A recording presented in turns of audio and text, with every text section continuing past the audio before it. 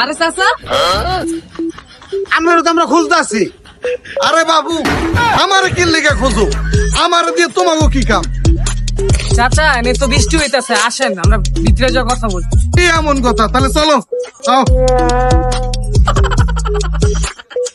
বাবু, কি কইবা? তাড়াতাড়ি কও। আমার কাজ আছে, দাও, আমার বৃষ্টি হইতাছে। টাকা আমরা তুলতে আছি, কেন আপনি 2 মাসে বেতনটা নিলেন না? কি এর বেতনের কথা কও? আমি তো কোনো চাকরি করি না।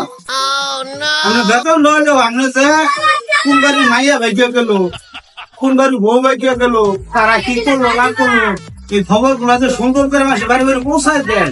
এটা তো আপনার একটা বেতন আছে না? এটা তো আপনার একটা চাকরি। এই জন্য আমরা বেতন।